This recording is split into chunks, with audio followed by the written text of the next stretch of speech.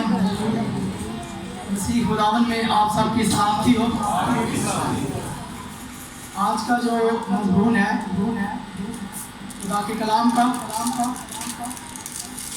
वो है खुदा अपने लोगों का बाप है। खुदा किसका बाप है जी? अपने लोग जो उसे मानते हैं। हाँ, खुदा बाप है। आज हम खुदा के कलाम में से देखेंगे दो शख्सियात के बारे में, एक रूहानी बाप के बारे में और एक जनाबी बाप के बारे में। कितने यहाँ पर फादर बैठे हैं? वो हाथ से जो फादर बने। अब वो हाथ खड़ा करें जिनके फादर खुदा को प्यारे हो चुके हैं।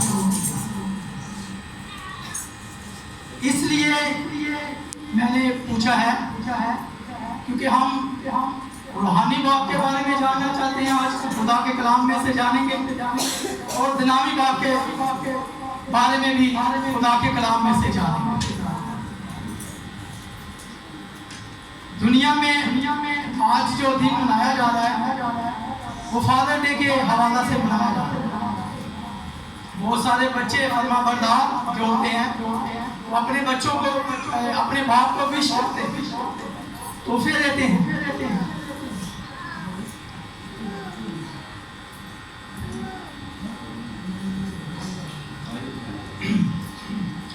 और तरह तरह से प्यार करते हैं।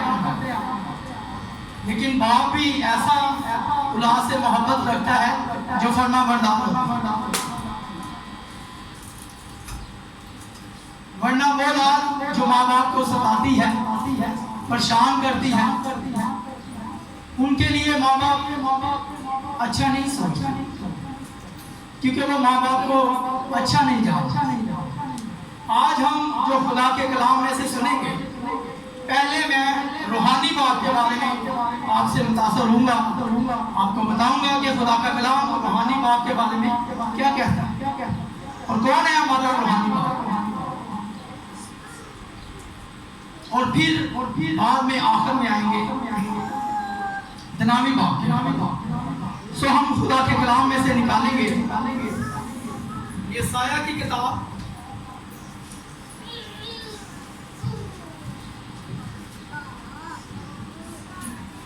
और उसका 64 यानी कि 64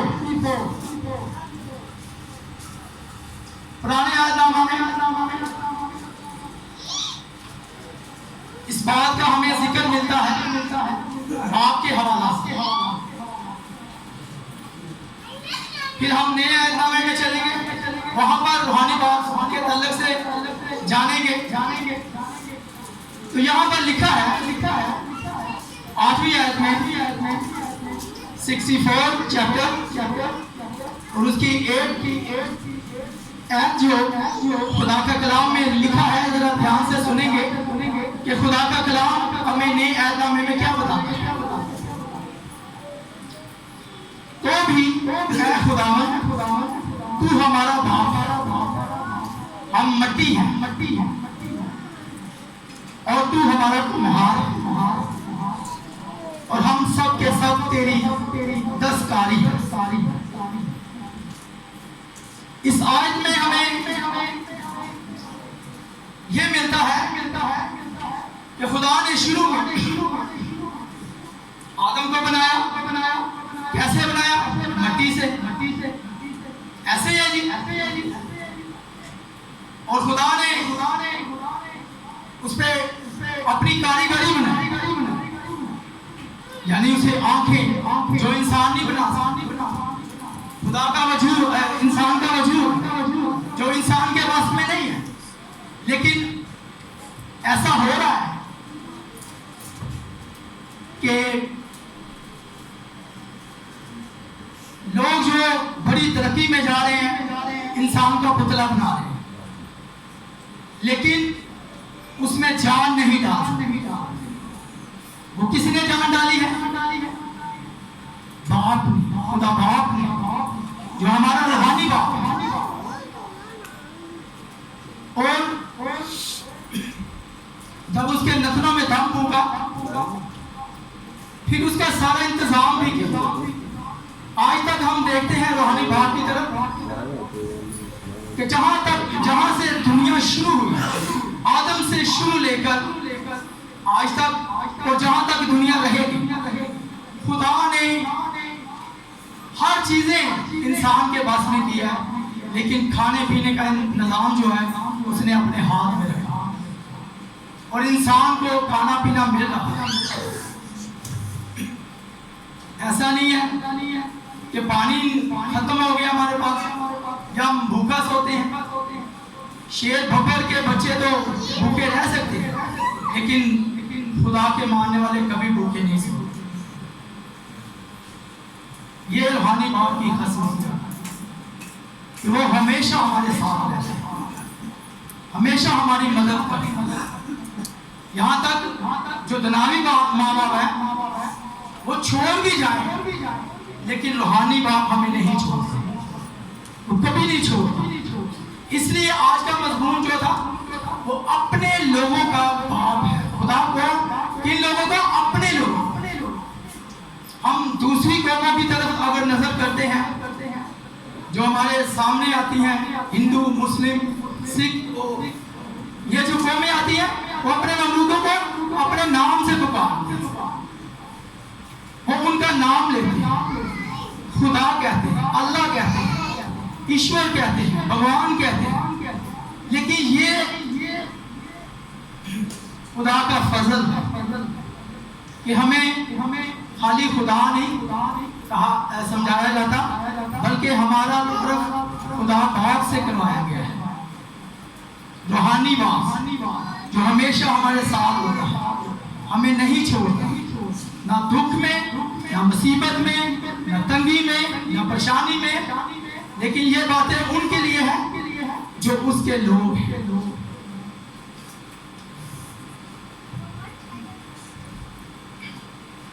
ये उनके लिए है जो उनके लोग हैं, जो उसकी तालीम पर चलते हैं, जो उसकी इबादत करते हैं, बंदगी करते हैं,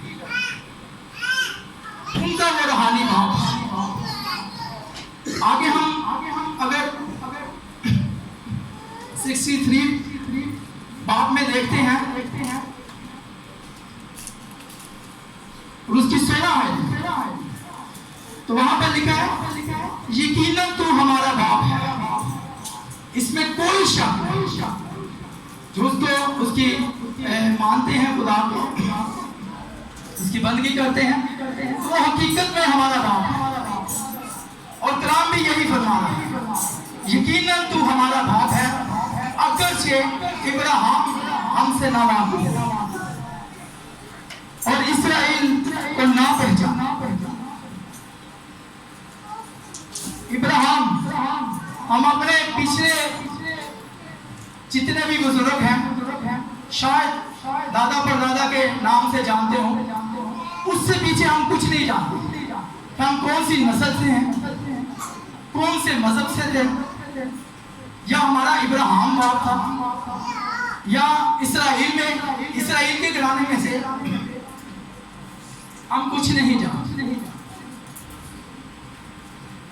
लेकिन इतना जानते हैं, खुदा के कलाम में से सुना है, मसीह यीशु में शामिल होने का बपतिस्मा जितनों ने लिया उतनों ने खुदा का फर्जंद होने का फजल।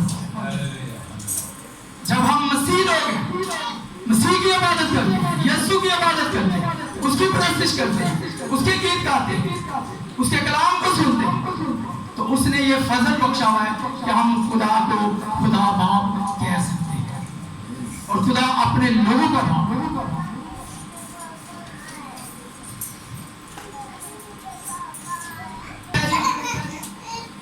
तो ऐ खुदावन हमारा बाप और फिदिया देने वाला है, तेरा नाम अज़ल से यही है। बेशक बाप ने ही हमारा फिदिया दिया है। हम खुदावन यीशु मसीह को खुदावन भी कहते हैं। ये और मैटर है कि वो बेटे के रूप में दुनिया में आए, लेकिन है वो खुदा ही। उसी ने हमें अपने बेशकीमती लहू से खरीदा, अपना फिदिया देकर। और यहाँ पर भी यही लिखा है, तो भी ऐ खुदावन हमारा बाप और फिदिया देने वाला।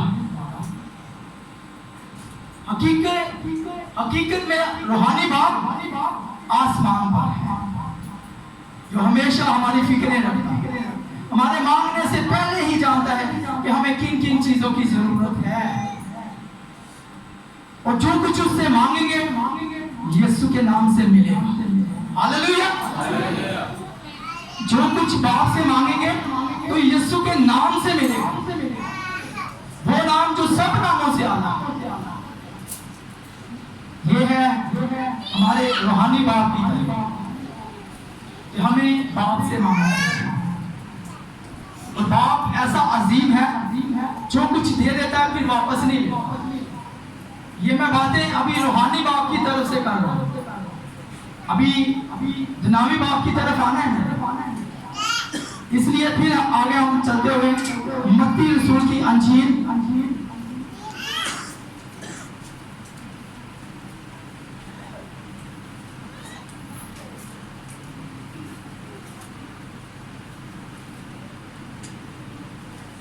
उसका 6 बाब।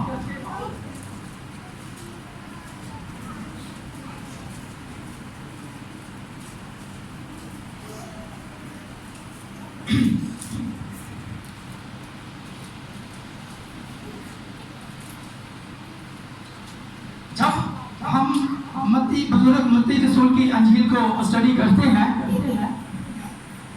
6 बाब पे जाते हैं, तो वहां पर शागिर्द यीशु मसीह से सवाल करते हैं। तो यूहन्ना ने तो अपने शागिर्दों को दुआ करनी सिखाई, हमें भी दुआ करनी सिखाई। वहां पर खुदावन यीशु मसीह अपने शागिर्दों को जब दुआ करनी सिखाता है, तो वो भी आसमानी पिता का तारफ कराता है। वो भी जो आसमान पर खुदा है उसका तारफ कराता है। और उसकी 6 बाब की 9 आयत में जब हम पढ़ते हैं तो लिखा है, बस तुम इस तरह दुआ किया करो। शागिर्दों को यीशु मसीह ने जब जवाब दिया तो कहा, बस तुम इस तरह दुआ किया करो कि ऐ हमारे बाप, तू जो आसमान पर है, तेरा नाम पाक माना जाए। यीशु मसीह ने यहाँ पर और कौमें तो अपने महबूबों का नाम लेते हैं, लेकिन यहाँ पर यीशु मसीह ने अपने शागिर्दों को, बल्कि अपने लोगों को, मानने वालों को ये बात सिखाई कि जब तुम दुआ करो तो पहला लफ्ज इस बात से शुरू करो कि ऐ हमारे बाप, तू जो आसमान पर है। हमारा बाप कहाँ है जी? हकीकी बाप और रूहानी बाप, वो आसमान पर है। उसका नाम पाक है, वो पाक साथ है, वो गुनाह को नहीं दे सकते। वो इतना पाक खुदा है कि गुनाह को नहीं दे सकते। फिर भी हमारी खताओं को, हमारी गलतियों को आसमानी पिता माफ कर दे अपने बेटे के वसीला से। उसके नाम से हमारे गुनाह माफ होते हैं, बदिये माफ होती हैं। तो ये यीशु मसीह का प्यार जो दुनिया के साथ था, उसने अपने शागिर्दों के साथ भी किया और अपने उन लोगों के साथ भी किया जो उसको मानते हैं। तारफ कराया, ऐ हमारे बाप, तू जो आसमान पर है, तेरा नाम पाक माना जाए। यहाँ पर यीशु मसीह हमें डेफिनेट पक्का सबूत देकर कह रहा है कि हमारा बाप कहाँ पर है जी?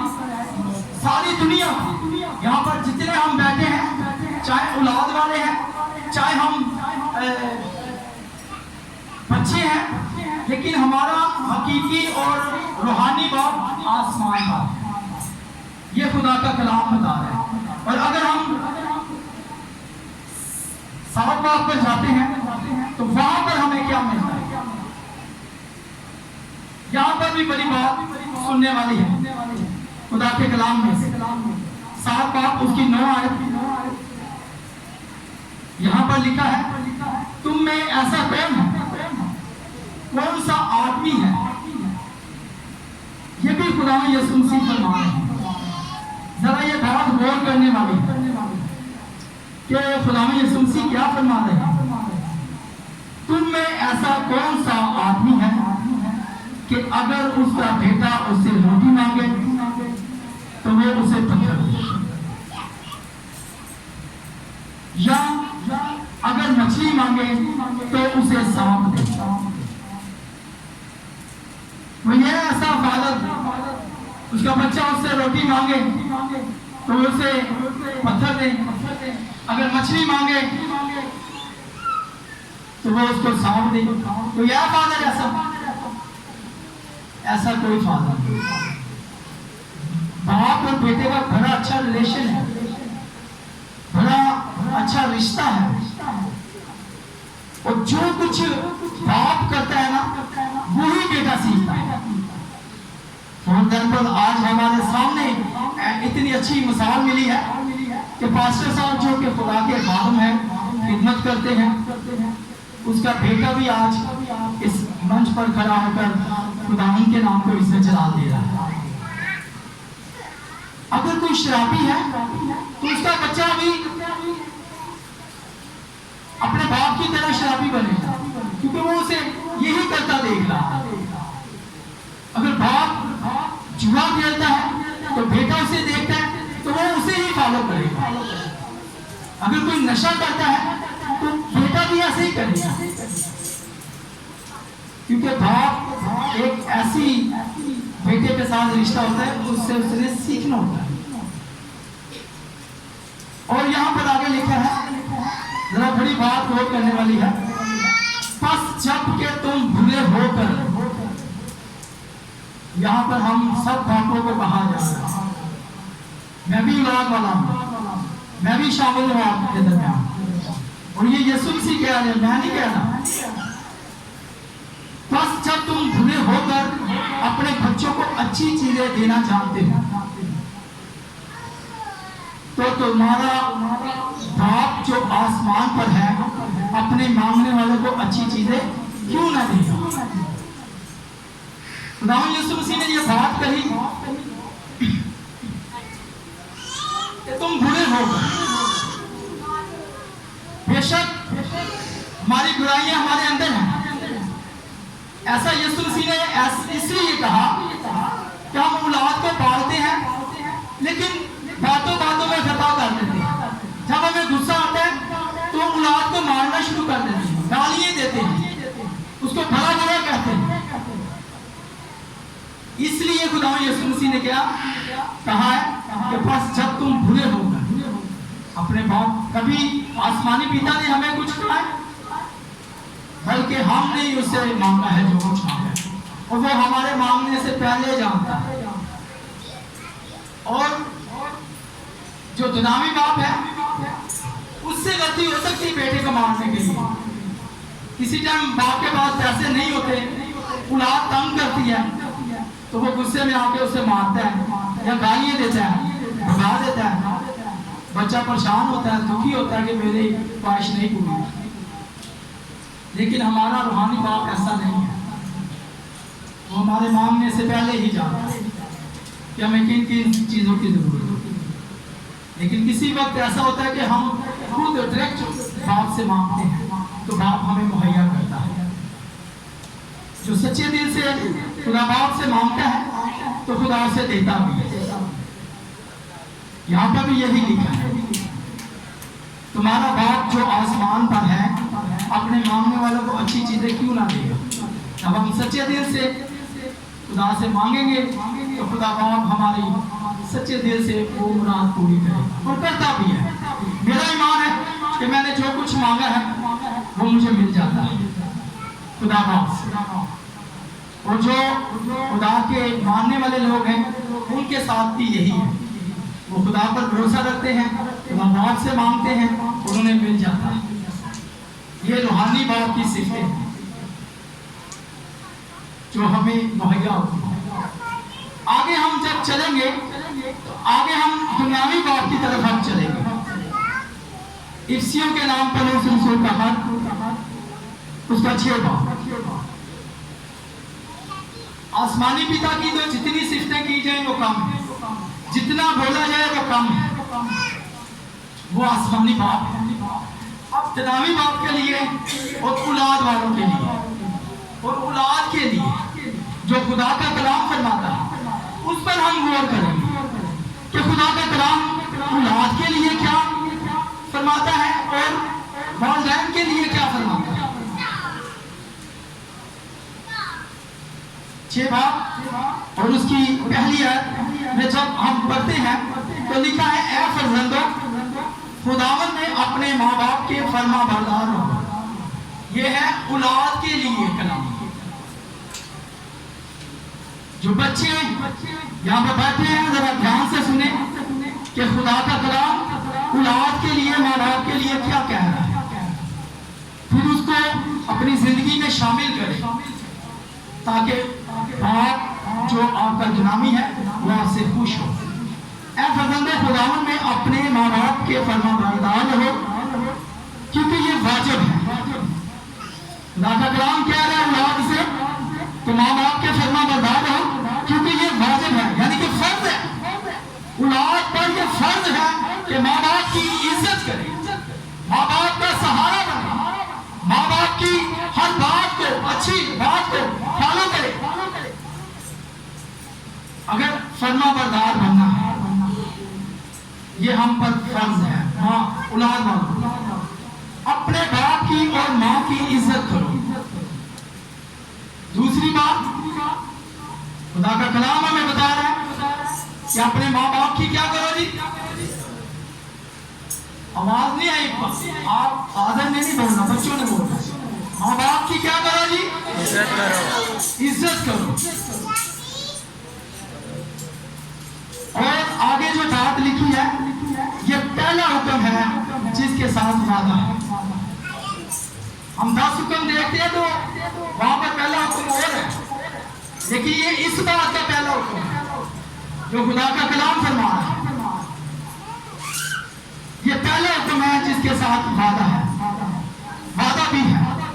और ये वादा क्या है, ताकि तेरा भला हो। जब हम माँ बाप की इज्जत करेंगे, माँ बाप की खिदमत करेंगे, माँ बाप को अच्छा बनकर दिखाएंगे, माँ बाप के फर्मा बरदार बनेंगे, तो सबसे पहले हमारा क्या होगा, भला होगा। हमारे आगे ऐसी नेमतें आएंगी, खुदा की ऐसी नेमतें हमारी जिंदगी में आएंगी जो हमारे काम आने वाली होंगी। वो तब आएगी जब हम माँ बाप के फर्मा बरदार बनेंगे, माँ बाप की इज्जत करेंगे। और तेरी दूसरा जो 7 हेडिंग मिला है ऐप में, और तेरी उम्र जमीन पर दराज हो। ये बच्चों के लिए है, ये औलाद के लिए है कलाम, कि जब हम माँ बाप की इज्जत करेंगे तो उसका भला भी होगा और उसकी रूहे जमीन पर उम्र भी दराज होगी, उम्र उसकी बढ़ेगी जब माँ बाप का वो फर्मा बरदार रहेगा। आगे हम खुदा के कलाम में से जब देखते हैं, वालिदैन के लिए, बाप के लिए जो खुदा का कलाम लिखा कि हमने औलाद के साथ क्या करना, औलाद के साथ कैसे रहना, औलाद को कैसे पालना। खुदा का कलाम आगे जो 4थी आयत में ध्यान करता है वो ये है, और ऐ औलाद वालों, तुम अपने फर्जंदों को गुस्सा ना दिलाओ। पहली बात खुदा के कलाम में से सुना। अब उन फादरों के लिए है जिनके आगे बच्चे हैं कि ऐ औलाद वालों, अपनी औलाद को गुस्सा ना दिलाओ। ये बात समझने वाली है। जो हम बार बार बच्चे को डांटते हैं, वो सही भी होता फिर भी उसे डर में, खौफ में रखते हैं, उस पर प्रेशर डालते हैं। ऐसा ना करें। खुदा का कलाम क्या है, गुस्सा ना दिलाना। बल्कि खुदावन की तरफ से तरबियत का और नसीहत दे देगा, एक बार नहीं कहा बल्कि दो बार कहा है, नसीहत दे देकर उसकी परवरिश का। औलाद को कैसे रखना है जी, कैसे पालना है, फादरों ने, माँ बाप ने कैसे पालना है, तरबियत करनी है। तरबियत बहुत आला चीज है। जब हम बच्चे की अच्छी तरबियत करते हैं ना, तो बच्चा अच्छा ही बनता है। जब उसे तरबियत नहीं ना करते, फिर वो अपने आप में खराब होता है। लेकिन नजायज नहीं कि वो अच्छा चल रहा है तो आप उसे डांट रही हैं, वो अच्छे काम कर रहा है, अगर चर्च की तरफ आ रहा है, माँ बाप नहीं जाता तो उसे भी रोक रहा है, माँ बाप क्यों जाते हो चर्च, ये नहीं, बल्कि खुद भी खुदा के घर में आना है और बच्चों को भी ये तरबियत देनी है। और अगर उससे कोई गलती भी हो जाती है तो लिखा है कि नसीहत दे देकर उसकी परवरिश का, उसको जवान, उसको पाल। जब उसकी अच्छी तरबियत होगी, जब उसे अच्छी नसीहत की जाएगी, तो यकीनन वो बड़ा होकर अपने माँ बाप के लिए एक सुकून का बाइस बनेगा, अपने माँ बाप के लिए सहारा बनेगा, अपने माँ बाप की वो खिदमत करने वाला बनेगा। ये खुदा का कलाम फरमाता है। आज जरूरत है, देखिए दुनियावी बाप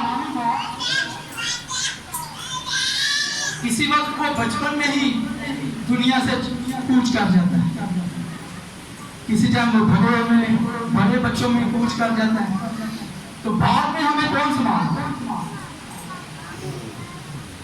रूहानी बाप जो आसमानी पिता है।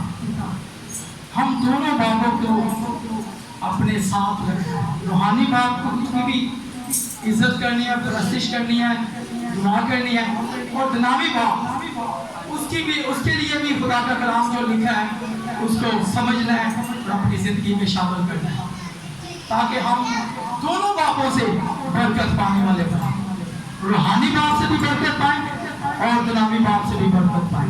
खुदावन के बात को हम पढ़े और सुने जाने पर खुदावन की बरकत हो। खुदा का शुक्र।